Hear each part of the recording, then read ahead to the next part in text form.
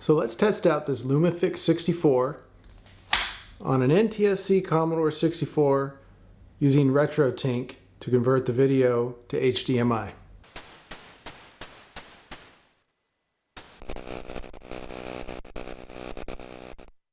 So you can see those jail bars, those stripes going up and down. That's actually coming right out of the VIC chip. It's not an artifact of the RetroTink I'm using or anything like that. I have my video hooked up to a RetroTink, and I'm using the Commodore Forever breakout box back here with a good S-video cable. So let's look at the rest of the colors.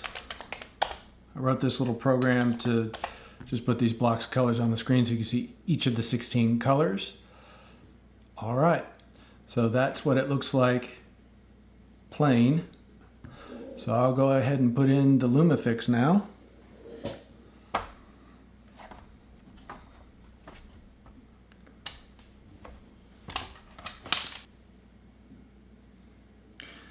Obviously, my Commodore 64 is not stock. I have mounted an SD2 IEC in here, but don't worry about that. It's not going to have any effect on this. And this is for my Jiffy DOS, and I've got a reset switch wired in over here. Let's get this shield off.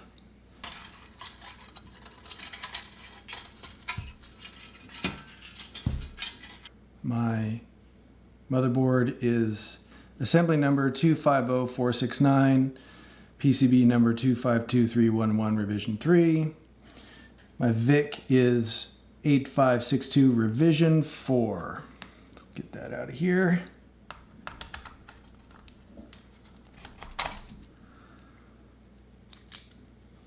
Don't know how well you can see this. That's the 6th week of 1987.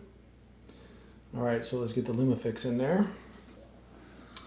All right, got to match up that notch. This capacitor here is going to have to be moved over to the side just a little bit. Let's hope it doesn't break.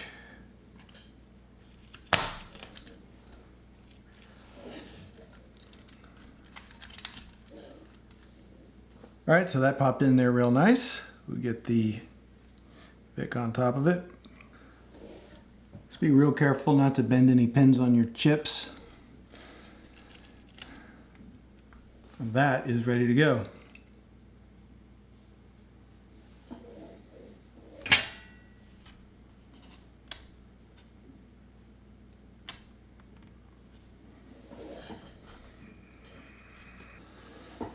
All right, well, I don't have any video coming out, so let's see what's going on here.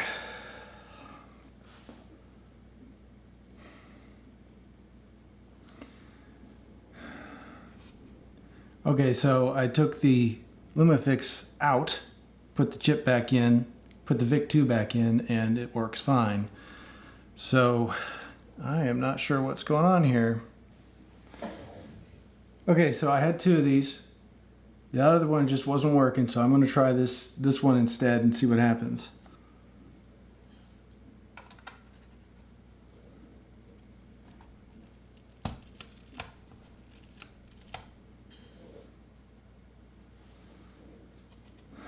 Okay. All right. Now, of course, the jail bars are a lot worse, and that's because it needs to be calibrated. So the manual says to start with the top one and work your way down.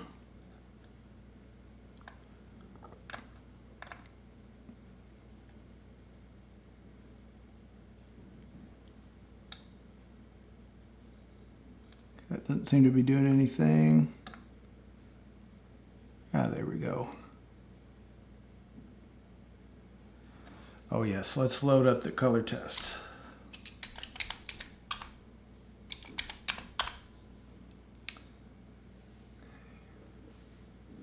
All right.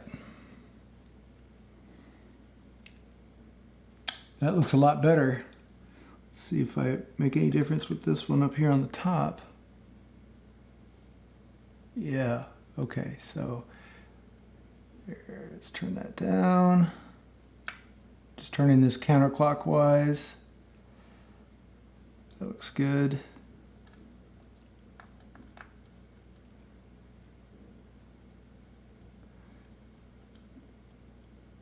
It's interesting. The one on the top seems to affect those slight horizontal ones more. If you look really carefully, you can see there's some horizontal lines in there. And I could turn that one down. That looks pretty good. It's not perfect. I could see that some colors will show more than other colors.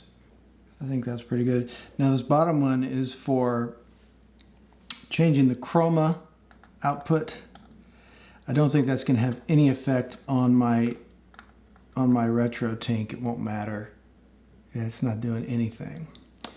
All right, so if you're hooking up to a CRT, that's going to make a difference, or maybe some other LCD directly as opposed to using something like a RetroTink. Okay, so that's the after picture.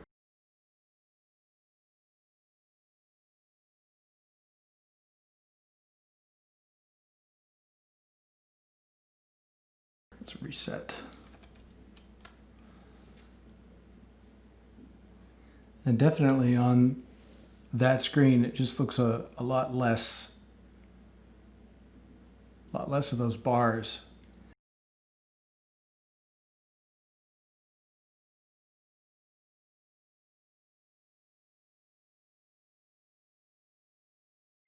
But you know what? It doesn't look as sharp. I mean, it looks good, but I'm not sure it's quite as sharp. So I'm going to put the chip back in directly and see if it, just to my eyes, makes any difference. All right, let's just see without the LumaFix. And yeah, you know what? It's definitely sharper. That is interesting. So this looks, the other thing is on my LCD, which you can't see since I've got this split through an HDMI capture device. It looks really sharp and uniform, and I can tell on the capture there is kind of a crosshatch pattern going, almost like a little bit of a checkerboard without the LumaFix. And if I put the LumaFix back in, that goes away. So there's just a number of competing factors here. So I'm going to put the LumaFix back in again and just take one more look at it. But the thing is I could tell looking at this that it's just sharper. So let's look again.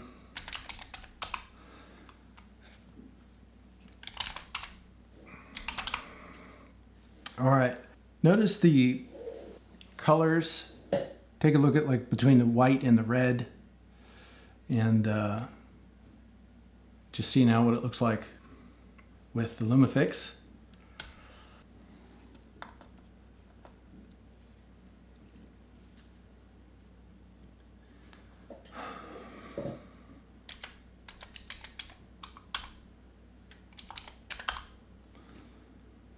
Yeah, all right, so this is the color test with the LumaFix in there. And again, it's just slight, it's just a lack of sharpness that I could see. I'm gonna try changing a setting on the RetroTink.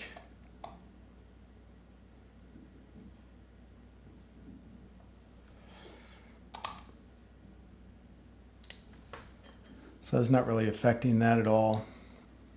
I'm gonna go back to text. Let's see here, let's get the boot screen.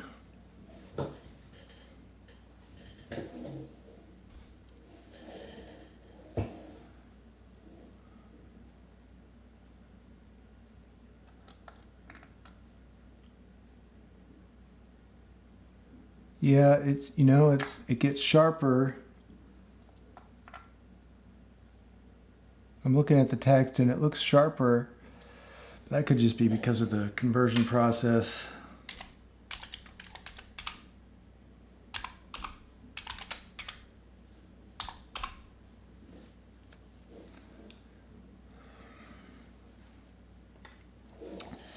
It's almost like using this softens the whole image. It does get rid of the jail bars, but it also comes at the cost of softening everything. And it's not possible to get the jail bars completely gone from all of the colors at the same time. This bottom one is supposed to do is clamps down on that chroma output, and that has no effect. And that's probably just because of the fact that the RetroTink knows what to do with the signal. So that is, I mean, I could tweak it, but all right, so that's the best I can make it. But again, it is softer. That output is definitely not as sharp. And I don't know if you can really see the difference on the capture, but on the LCD screen in front of me, this is definitely not as sharp. Honestly, I'm going to take it out.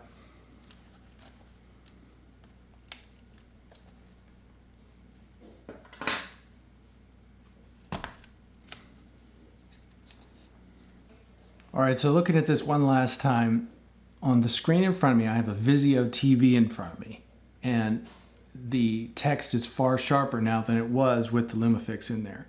But I can see the jail bars pretty good. And looking over there at the, looking at my capture on the video that you're going to be watching, it's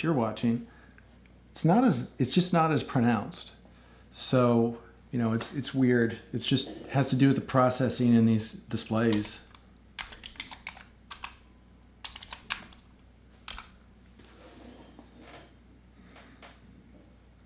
Yeah, so I can see the jail bars again because I took it out.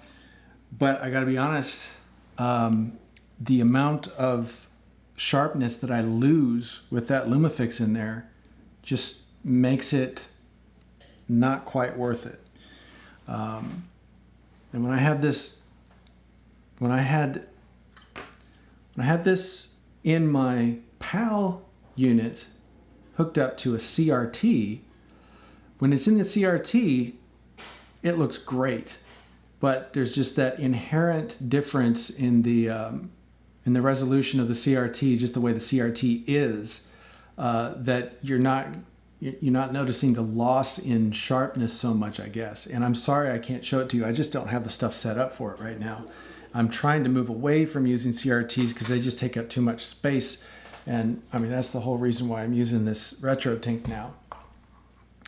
So unless I'm using a CRT, I don't think I want that LumaFix in there. It just makes it just a little bit too soft.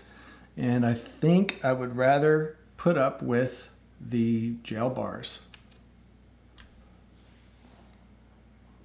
So I went ahead and I did some testing on my PAL unit, and pretty much the same thing. The LumaFix cleans up the jail bars, but it comes at the cost of softening the image, at least through the RetroTink. And for me, the trade-off is just not really worth it in that circumstance.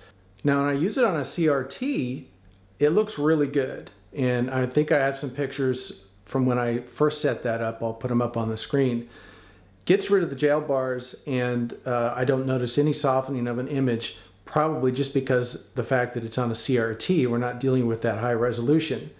But for the way I'm using these now, I always hook up through the RetroTink, and I use a HD display. And for that, I think it looks better without the LumaFix. But you should go ahead and give it a try. If you're thinking of doing this, it's not like they cost a lot. Try it out, see if it works out for you. The other thing is there are different revisions of the VIC chip, and it may work differently with different ones. I don't really know. I got pretty much the same results from the two ones I used. So I gotta say, I do like the RetroTink. It's a great solution for hooking up PAL and NTSC Commodore 64s to modern displays. Just don't think that the LumaFix really helps a lot in that particular setup, at least not with the trade-offs. Not to my eyes, but give it a try, see if it works for you. Let me know in the comments if you use one and what you think. Mission accomplished. Congratulations.